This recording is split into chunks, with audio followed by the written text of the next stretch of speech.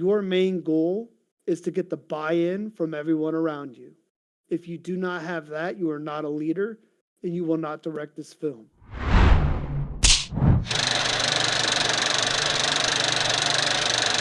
Welcome back to the Indie Spotlight Podcast, Season 2, Episode 2. I'm your host, Samuel Fronsman, and on this show, I want to help pull back the curtain and discuss the process of independent filmmaking by talking to some of the brightest and most talented individuals in the industry.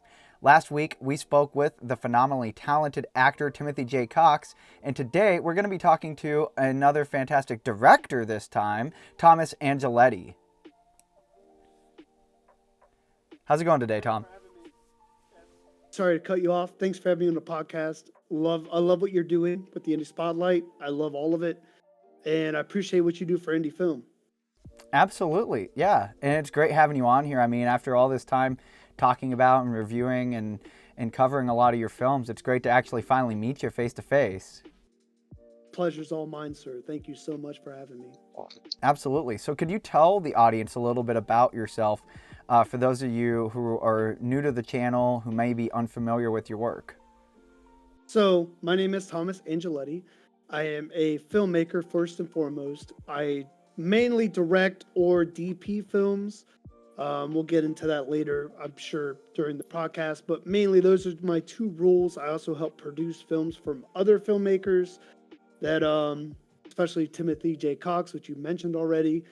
And yeah, that's pretty much it. I just make films. I tell stories. That's my thing. That's awesome.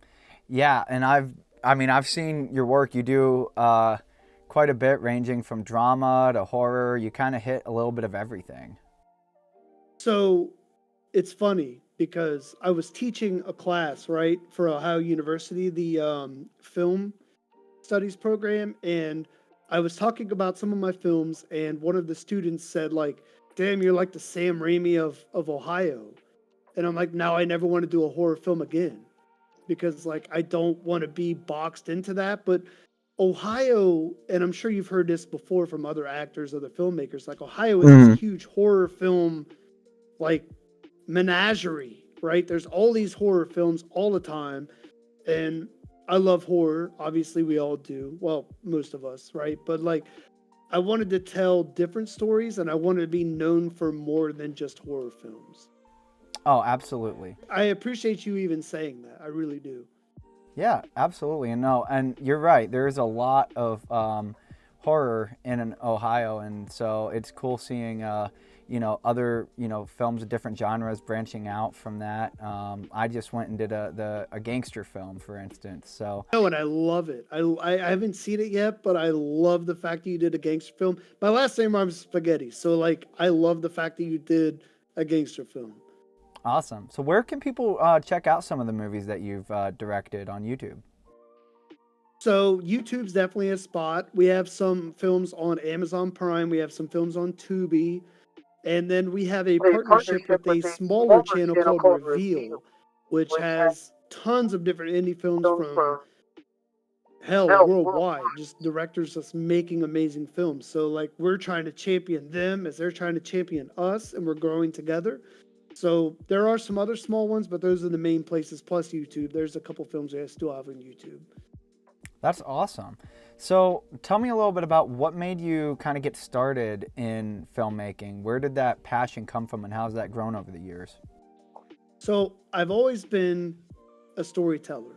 I actually started being a musician a long time ago, right? So I was a musician, still am to this day, but most of my life, right? Then I started this YouTube called Hillgrillies, which is a cooking YouTube. We just drank beer and we cooked barbecue. That was like the whole thing. And Justin Jean, which is JGene87 on Instagram, if you want to go check him out. He's a great cinematographer, he's a great videographer, he's a great everything.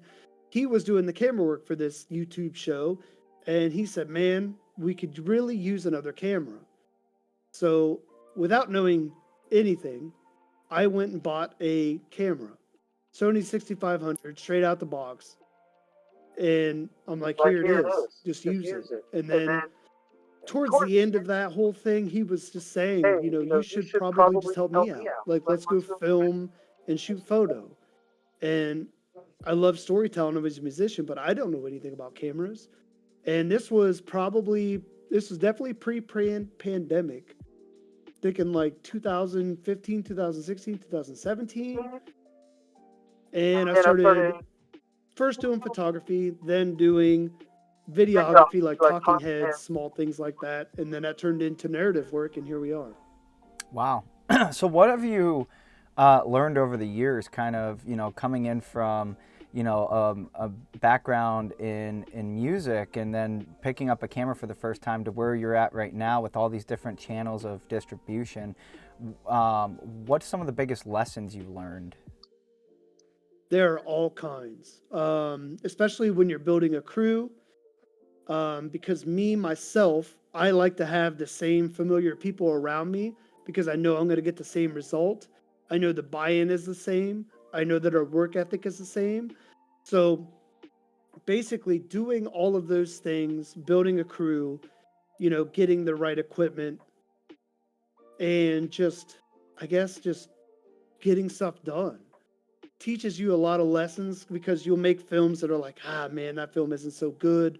That has good things, but it's not quite where I want it, right? And then you look back, you're like, well, what were those things? What could I have done better? What could I have done to make my team better, right? And you're obviously always progressing, hopefully, as a creative, but you're also asking yourself, what are the questions I need to ask my teammates to make me better?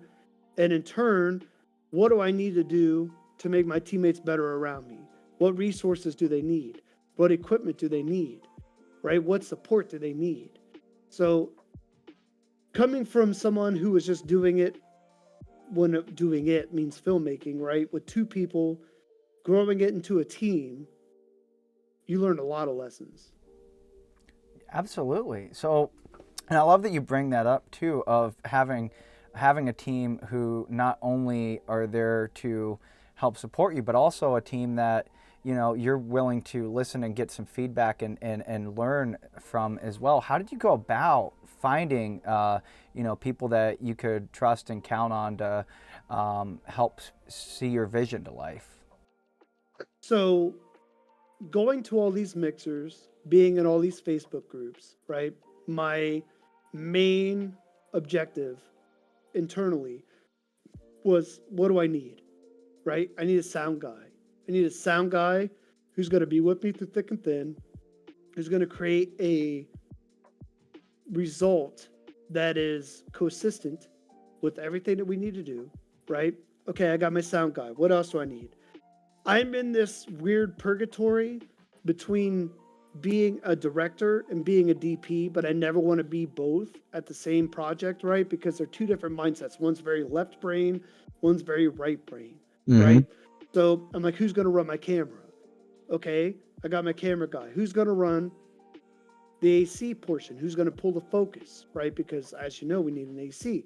Who's going to do my AD work? Who's going to do this? Who's going to do that, right? So I made a list of who these people are that I need.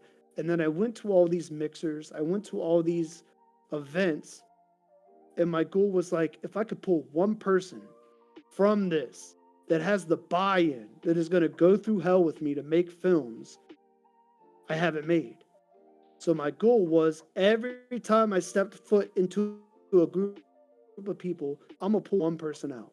And that is going to be my person to do X, right? And I'm not saying I run the crew. I never say I run the crew. It's not my crew, it's our crew, right? But you have to bring those people in that have that buy-in, that have that work ethic, that's going to make that result for you every single time.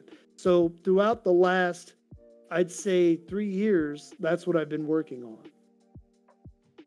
Well, I can tell just from watching your films that you've put together quite a solid team, and I think that's great advice for anyone watching this. I mean, I can speak from even my own experience of, from some of the earlier short films I did to the team that came on for In the Hands of Fate. There's people that are on that that were not only some of the actors I want to bring back, but the crew and some of the sound people that I got the opportunity to work with, camera people.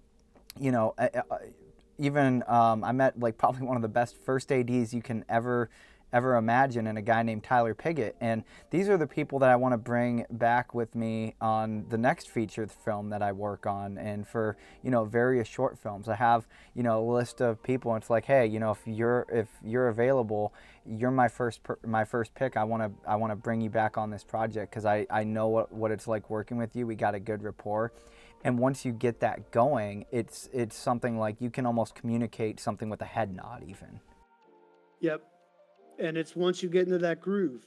I'm sure we're going to get into it later, but pre-production for me is huge. I make my people have so many meetings, and it's about the most minuscule of things because I want to be 4 or 5 steps ahead of everything. Anything that could literally happen on set, obviously, there's always things that's going to happen, but if I can cover 90% of it and have a backup plan for all of it, I'm set, right? And working with the same people, same actors even, you know, you mentioned Timothy J. Cox, right? Mm-hmm. Those people know what to expect from me, and I know what to expect from them. So I have the same result every single time. Get that buy-in, just as Timothy was talking about, they will run through walls for you. But the difference is I will run through that wall too, right? So it's that buy-in, it's everything. Our goal is to make a film. I tell them every single time, I don't care if we're here for 30 minutes or 12 hours. Our goal is to make a film. We will not leave until we have made that film. Till I look around. It's almost like my grandmother, right? I'm Italian, right? So my grandmother, her biggest thing when she was cooking, when everyone was silent, she knew she did a good job because Mm-hmm. nobody would be talking. They'd be eating, right? So when we show that replay on the monitors, everyone is just watching. I know I've won because everyone is captivated, everyone is bought in, everyone sees, like, even to the point where that one guy, damn, that gaffer told me to put that light right over that guy's shoulder, but now I see it and it looks beautiful. Like Mm-hmm. smallest detail, right? And they see their contribution to a greater thing, and it's amazing. It's there's no words for that. Absolutely. So I want to kind of touch on something that you mentioned earlier as well before we really dive into pre-production, which I wanted to talk about. You said that you're a director of photography and you're also a director, but you don't necessarily want to do both on the same project. So let me ask you this: as kind of someone myself who runs, you know, wears multiple different hats on a film set. I've played multiple different roles and on crew. I act. I'm a cinematographer, director, writer. If you could only pick one role to play for the rest of your life, you can't have any other job. What would it be? I don't know. How my man, that would be tough because everything is situational to me, right? So I would say, oh my God, that'd be so tough. That's tough. I would say director, as much as that pains me, and I'm not saying that in like a way that I want to brag about myself or get people to brag about me or anything. My main goal when I step on a set, no matter if I'm director of photography or director or producer or writer or whatever, my goal is to make everyone around me better. I want everyone to leave that set better than when they came into it. So I think a director would be more aligned with that vision because when you look at a frame, right? You're looking at this Yep. frame. I'm holding a pen, holding this, holding this frame. A director of photography is only looking at that frame. What's my composition? What's my lighting?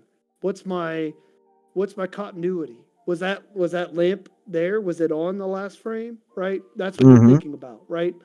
As a director, you're thinking of everything. You don't just see that frame, you see everything. You see how it leads into the next scene, how it came before the last scene, right? How everything leads together. And I think big picture wise, being a director would probably serve more purpose than being a director of photography for me. But I do love director of photography. I do love coming up with like the visual aspect of a film, Oh yeah, absolutely. the lighting, all of it. Absolutely. And I can definitely see where you're coming from, because whenever you watch a movie, everything it's make or break with the story. And whether you're directing your own script or somebody else's script, ultimately the director is running the ship to make sure that that story is told, and that all the emotional beats are hit, and that that message is sent across. And at the same time, I mean, from my where I'm currently at right now, I'm going to be helping out with a feature film that's going to be filming here soon in Northeast Ohio, called Shadows of Thulis, that Richard Russell's doing.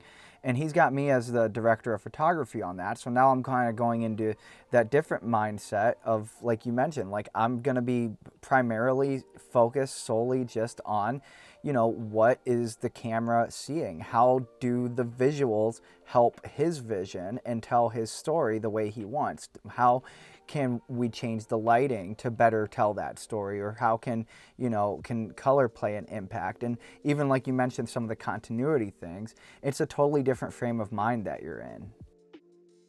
I think you're doing a huge disservice, not you, but the individual, when you try to do both. You can't fully direct a film and DP a film. Now, you can DP a film if you have camera operators, right? Just people that just run your camera and you tell them what you want. That's a little bit different. But I feel if you're the person behind the camera and you're directing, you're doing a disservice to one or the other.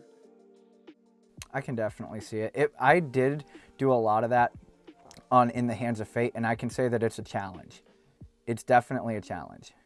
When you wear all the hats, when you're a indie filmmaker, it happens, right? It's part of the paradox, right, of being an indie filmmaker. You get to do everything, which is fun, but you also get to do everything, which is stressful, which Yeah, is the best part, right? So you really got to take a step back and be like, what am I good at? What feeds my soul? And how can I feed others' souls? How can I bring somebody else to that fruition that they are realizing a dream and this is what they wanted to do their entire lives? Because if you take, let's say in your instance, right, you're a director more than a director of photography, you bring someone else into that director of photography role and you see their face just light up, mm-hmm. just look perfect, right? You have done something for them that nobody else can do. You have lit them up. You have ignited this spark in them. And to me, that's worth the world. That I love, and not like I was just going to say, but being with the same people over and over and over and over, watching them grow as an actor or a crew member, no matter what they're doing on crew, watching them grow, watching them realize that they're growing, watching them realize that their work is getting better, their filmography is just illuminating their talents. There's no feeling that even gets close to that. Not even close. Definitely. And it's kind of funny that you kind of mention that, in that sense, is that now I'm at a point, even looking ahead to my next movie, where unless I absolutely need to, I don't want to be the one manning the camera. I want to give that to, somebody else to be responsible for cinematographer. I just want to focus solely mainly on directing. And Richard and I have this good rapport now, where we're kind of in a position where he and I are like, okay, I'll DP his movies and he's basically going to then DP my movies. And because we're both in the same boat, we're directors and we're cinematographers. We don't really want to do both, but we trust each other enough that on his movies I can take that role, and on my movies he'll do it.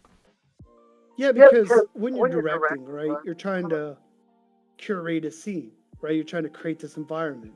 And the biggest part of that is working with actors. If you are running a camera and working with actors, you will miss things. And I'm not saying you, but I'm just saying that person, whoever she or he is. Because when you're directing, how can I get the most bang out of this scene? Right? I want to take my actors into whatever space I want to take them. And as you were stating, like with the drama stuff that I'm doing, like you notated even in the Sundays with Dad interview, or not interview, but the review, you notated after, right? So I had to take two actors to a very dark place Mm-hmm. and keep them there for several minutes. If I were running camera, I would not have been able to do that effectively, right? But I put Jake Reynolds, who's a great cinematographer, on camera, and myself, I get to work with the actors. I get to watch their eyes. I get to watch their performances, their body language. Whatever they're doing, are they telling me what I want them to tell, to convey to the viewer? And I don't, and I'm just saying, me personally, I don't think I could do both. Because you're Yeah. either looking at the frame or you're directing. Yeah. I definitely can see that. And then a lot of it too is also coming into it with a solid game plan. And I wanted to kind of segue into that topic too, talking about pre-production, because and there's a quote that I love to say by a good friend of mine, one of the best sound guys I know. His name's Michael Render, and he said to me before, because I hate the saying "fix it in post." If you ever hear me say that, slap me in the face, throw me to the curb. Don't let me ever say that. I like to say fix it on set. And then he comes up to me and says, no, fix it in pre. And I think that's some of the best advice that you can ever get as a filmmaker. And you're definitely, I want to know about some of your pre-production process and what that's like and how detailed that plan is before you ever take a step onto set. So my pre-prod is intense. And anyone that's ever worked with me will tell you that. We go through, so I get a core team, who's my camera guy, who's my sound guy, who's my AD, and we whiteboard or draw out every freaking possibility that we could come into right off the rip. Who's our wardrobe guy, right? What are the colors we're trying to convey? What is the overall story that we're trying to tell before I even bring in the actors?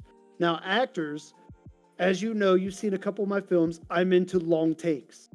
Mm-hmm. I say, let the actors act. If they're not here to act, go somewhere else. You signed on to my film. That means the buy-in is we are going to make a film. And I do a lot of long takes. And that's why, as you were stating in the Sundays with Dad review, like Timothy and I work very well together because he's a theater actor as well as a narrative film actor. He is used to long takes, right? And anyone he picks or I pick, we both know is going to pair well into the story that we're writing.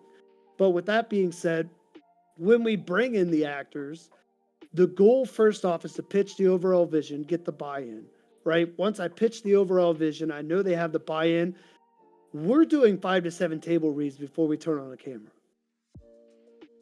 Now, the first couple, I don't care about their body language. I don't care about their specific look when they're delivering the lines. I want them to say, man, I would say this differently. Like, I'm embodying X character. X character would do it like this. And I love that. I fucking love that. Right? When they start embodying the character and changing my lines or changing the writer's lines in a way that is healthy to the character, I love it. Right? So now we've done a couple of table reads. They now have embodied the character. We have the buy-in. They've changed the lines to curtail to their acting style of the portrayal of X character. Now it's business. Now we're turning the cameras on. I'm watching your body language. I'm watching your face. I'm watching your mouth. Are you acting with your mouth? Are you acting with your face? What are the lines you're delivering? How are you delivering them? What are you making me feel? Is it what I felt when I read the script or is it not? And I'm not saying that's a bad thing, but what's that journey that we're going on, right? Because the more they get into that character, the deeper they dive into that rabbit hole, the better they're going to deliver that performance. And that way, when I know I roll the camera, I've taken 17 pages of dialogue and shot it in less than 2 hours because of that, Mm-hmm. right? Because they have the buy-in They've already curtailed it to their character, their personality, emulating X character, and then they've already recited the line several times. Now, while that's going on, I have crew side. We draw up our building, we draw up our lighting diagram. I get my gaffers. I said, this is what I'm looking for light wise. This is what I'm looking for composition wise, right? If we're doing tight, here's where our light's going to be this close. If we're doing to white, our our light's going to be that far away. Going into that detail, and then that's when I open up democracy, right? So we're talking, they're like, oh man, this color pattern would probably work better, or this lighting will probably work better, top down versus 45-degree butterfly angle, whatever, right? Are we doing a cove lighting? Are we doing a book lighting? What is the emotions that we're trying to convey? I let them speak their piece, and then I lay down the hammer. And I don't mean lay down the hammer like shut everybody down, but like once we have a plan, when we get on the set, that is the plan. I want to get my coverage done very quickly. So that way, after coverage, we can convene. Oh man, we should try this one more time. He should have said it like this. We should have done it like this.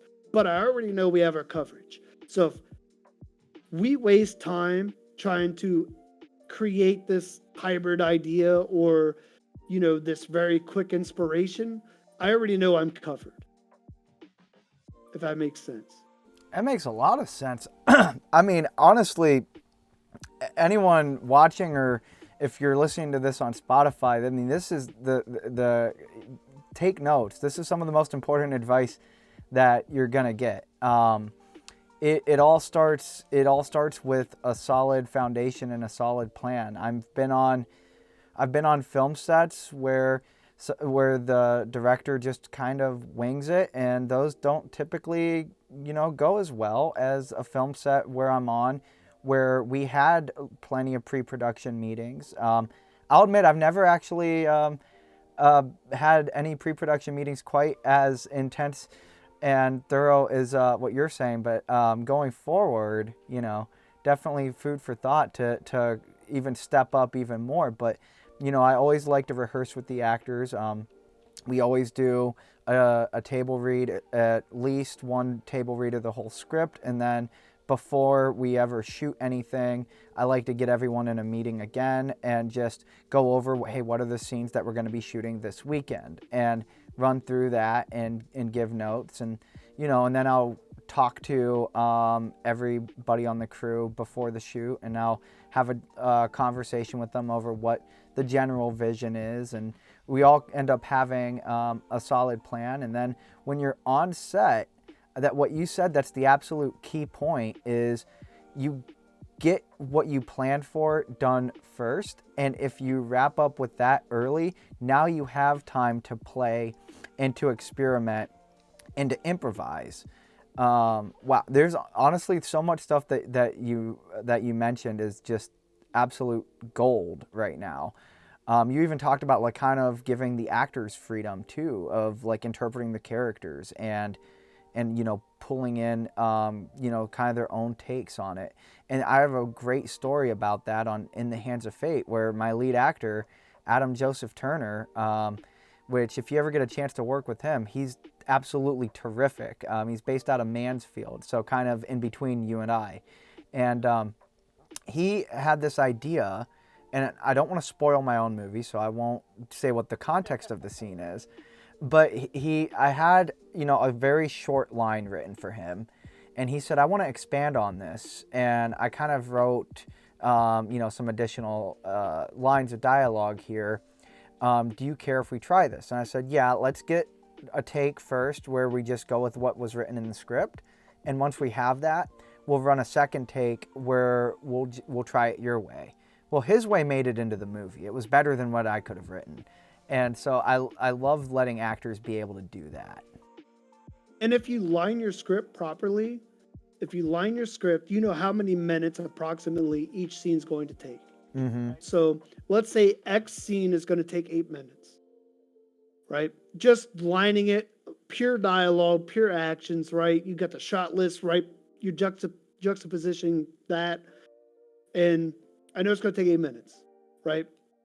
I get my 8 minutes, and then, like you were just saying, if that actor says, "Man, one more take, give me one more," if they say one more take, give them one more take. Mm-hmm. It's situational, as you were saying. With your actor, they were really good, and you trusted them. Not saying give every actor a take, but once you've done a couple takes and they get in that pocket, you're like, "Fuck it, one more take, give me one more take," and you're like, "Roll the cameras." Yep. Sound, let's do it, because it's going to be so organic and it's going to be so there that it's just going to blow your socks off, just like you were just saying with the take in the Hands of Fate. Yeah, absolutely. So, kind of getting back on some of the topics on cinematography, I want to kind of touch back on some of what your biggest inspirations are visually, in terms of what when you see a shot. What are some of your biggest inspirations to draw from in terms of cinematography? So inspirations are all over the place. I wouldn't say there's a specific like DP or film that I draw.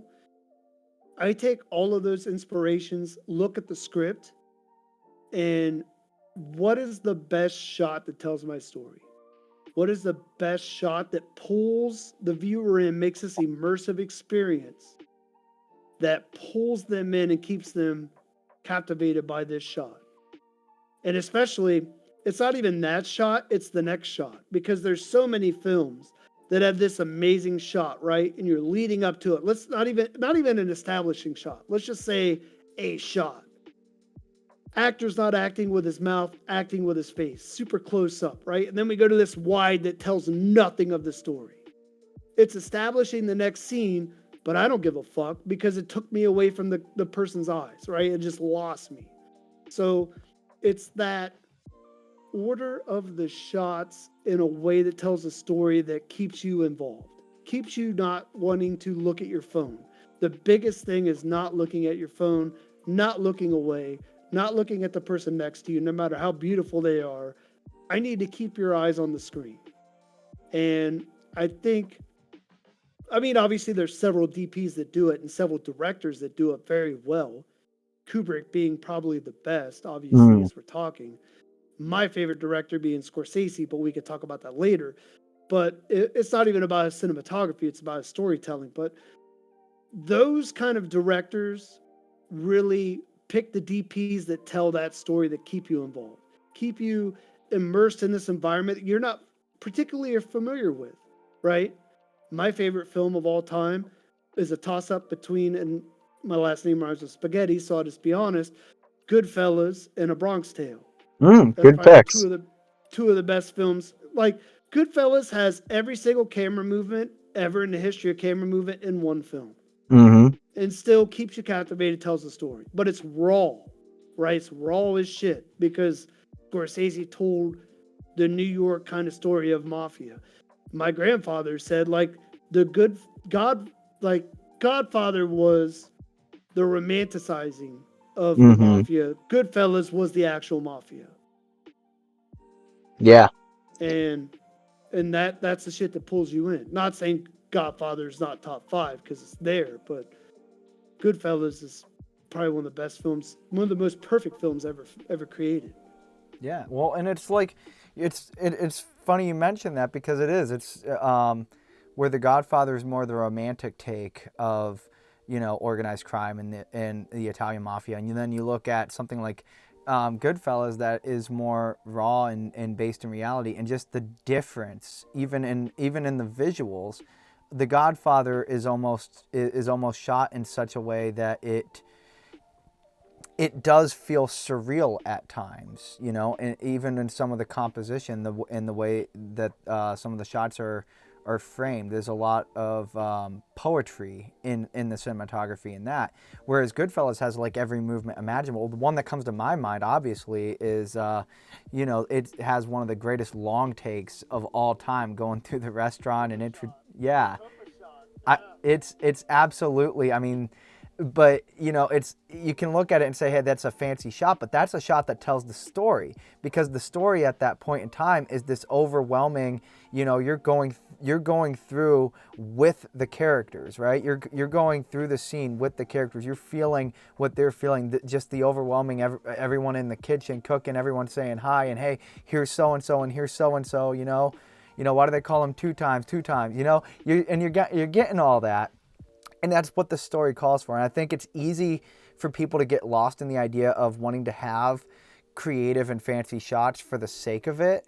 Like the dreaded just random insert shot of someone setting down a pen because it looked cool, but it has nothing to do with the story.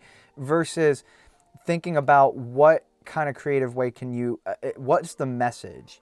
What's the emotion? What are you trying to make the audience feel? And everything that you said is, at the end of the day, story is king.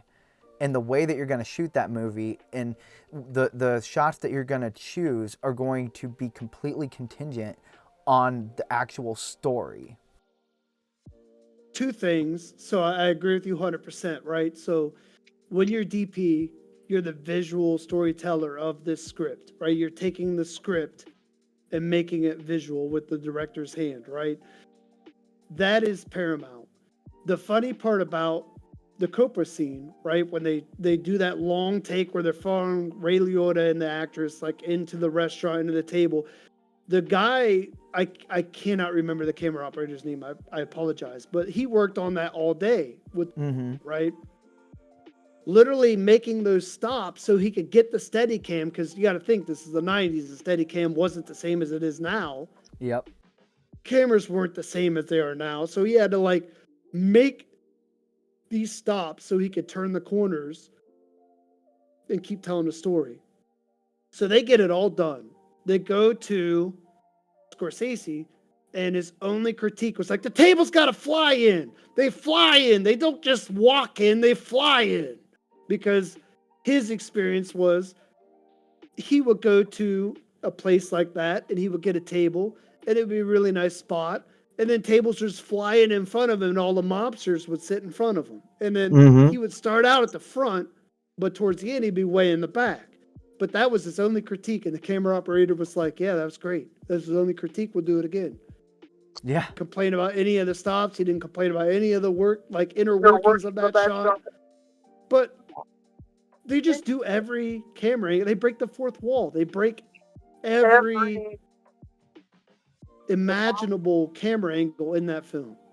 And yeah, absolutely. Goodfellas is one of the best. And actually, every time I talk about Goodfellas, before I move back on into more serious topics, I'm screwing up the flow here. Sorry. No.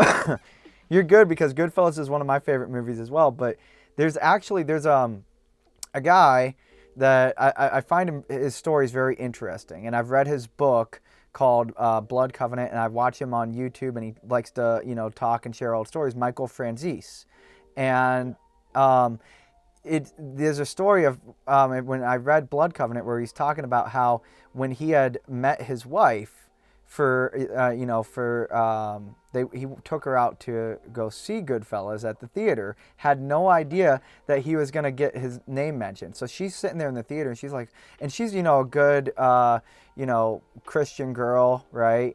And she's here with her mobster boyfriend, because he hadn't quit the mafia yet by this point. He was still very much a capo with the Colombo family. And so here they are at the theater, and she whispers, "This isn't really what your life is like, is it?" And he just kind of poo-poos and goes, "No, this is just Hollywood. This is, they're exaggerating stuff."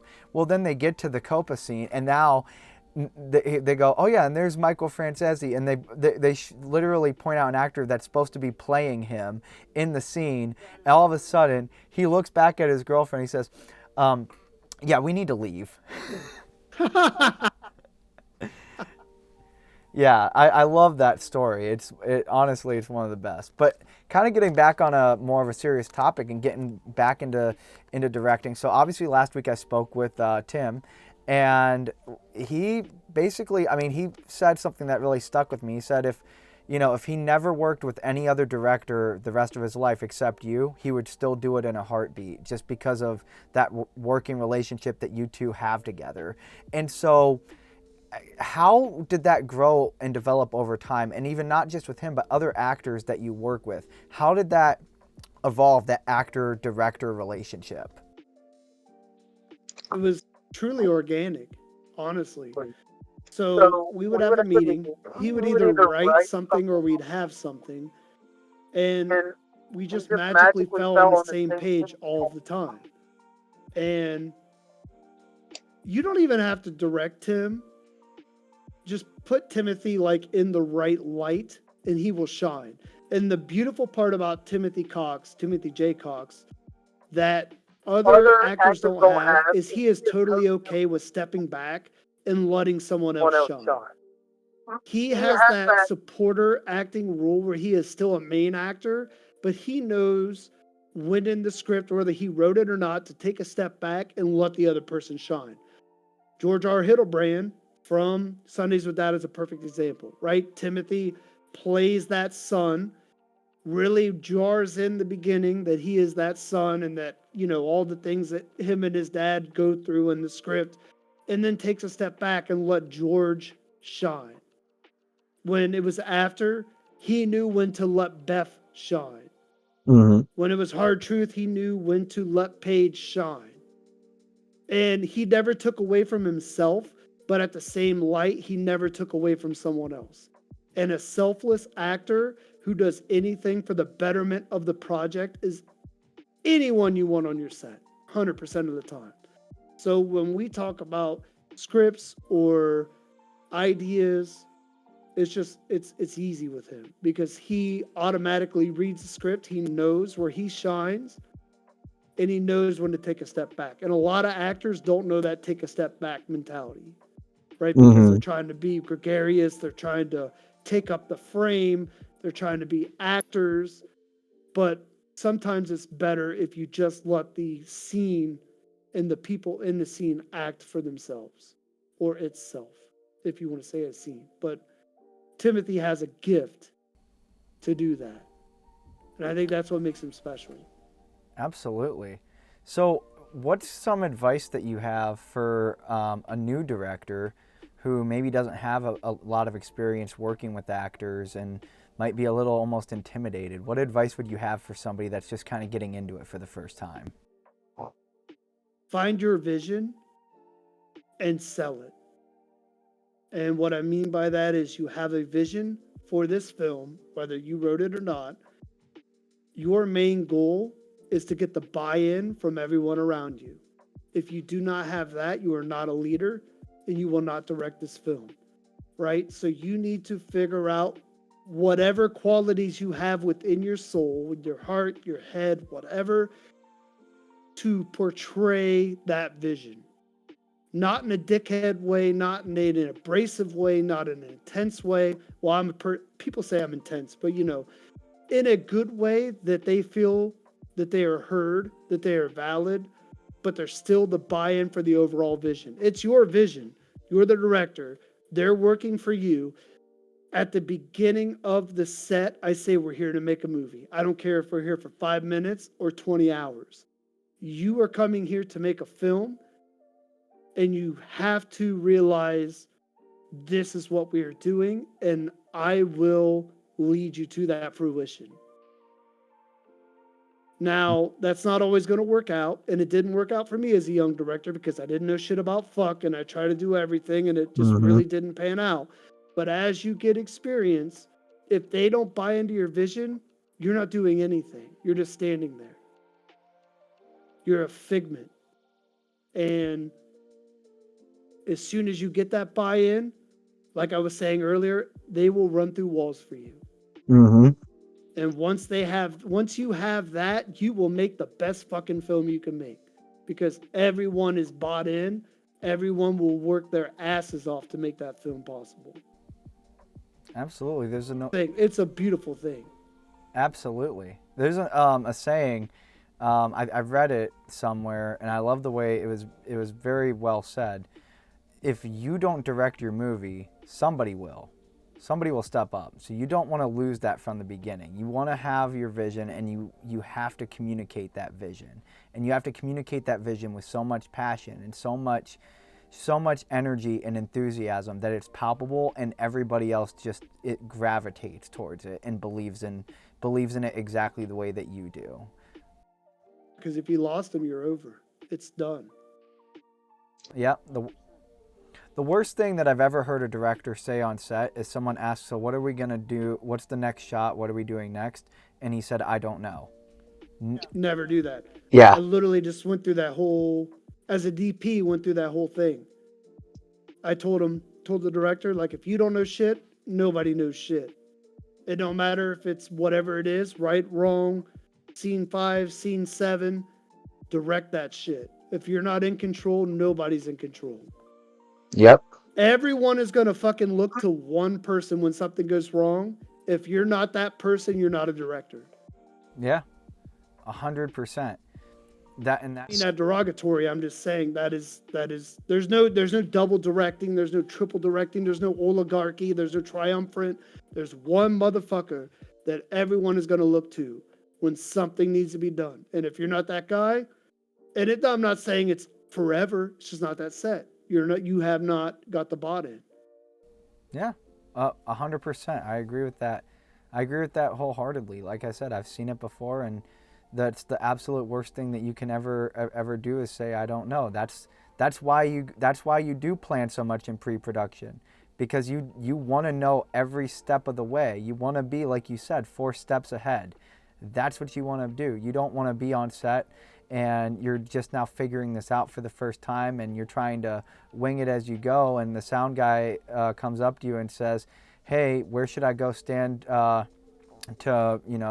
boom this scene?" And you say, "Oh, I don't know. I'm trying to figure out where I want to set the camera." Well, you should have figured that out about a month ago, at the latest.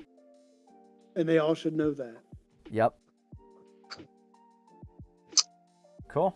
Well, before we wrap out with our fun question, because I'm going to ask that tough question at the end, but I do want to ask something else first. Do you have any new upcoming projects that are going to be coming out soon you want to promote on the show? I'm working as a director of photography on Cowboy Christmas is the name of the film, and it's going to be fantastic. And then in February, I am DPing a film called Good Luck to Me, Timothy J. Cox and Heather Bales. As you know Heather very well. Yeah, Heather and I work together a lot. Yeah, so they co-wrote a film called Good Luck to Me, which I'm very excited about. Those are my next 2 projects. Oh, very cool. That's absolutely fantastic. Yeah, I just did another project with Heather recently that she's actually she's editing it. She's getting into doing editing work as well. We did one called Danny Don't with Adam Turner, and hopefully that one will be out soon. So that's really cool. You have to tell her I said hi when you're on set. I will do that. All right. Now we ask the fun question that I hope nobody ever asks me. You're stranded on a desert island, and you can only pick 3 movies to watch the rest of your life. What movies are they going to be and why? Well, I already picked 2, right? Be Goodfellas. It would be A Bronx Tale, because it just does things to my soul. Fuck, the third one will be a tough one. It'd probably be a John Carpenter film. Maybe The Thing. Maybe Halloween. It'd be a tough one. It'd be a horror film, for sure. Okay. But definitely Goodfellas and A Bronx Tale.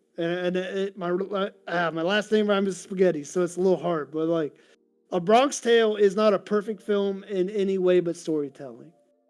And Goodfellas is a cinematic masterpiece and a storytelling masterpiece.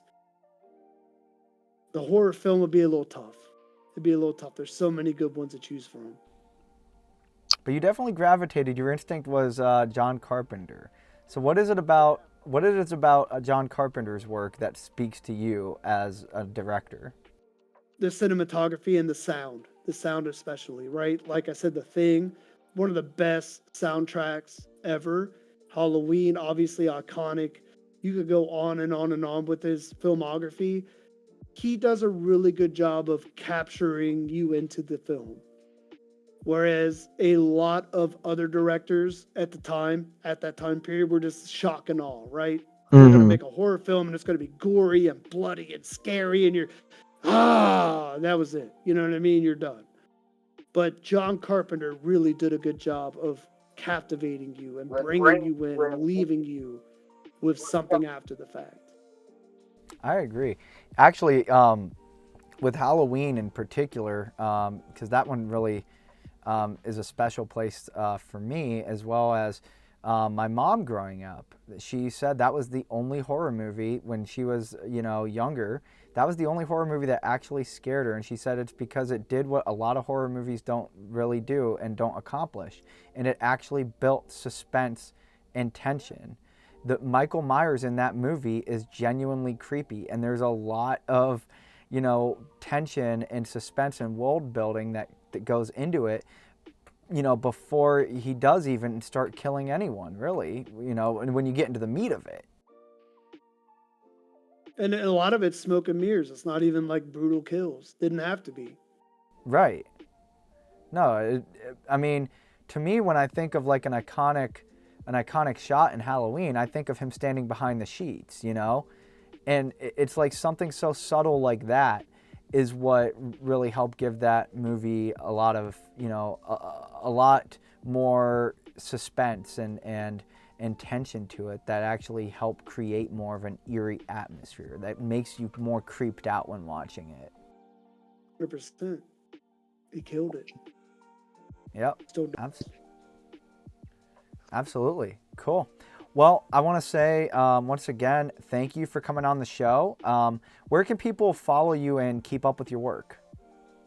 awesomefilms.com is our website. They can follow me personally, Thomas Angeletti, everywhere. Thomas_Angeletti_, Facebook, Instagram, YouTube, whatever. I'm everywhere. Perfect. Awesome. Well, thanks again for coming on here. And thank you to everyone who tuned in to the second episode of Season 2 of the Indie Spotlight podcast.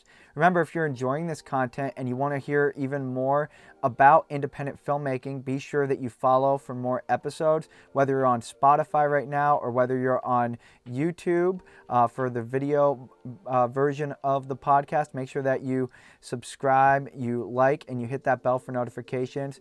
And in case you missed it, be sure to go back and check out last week's show where I talked to Timothy J. Cox and learn a lot more about his journey as an actor in independent film.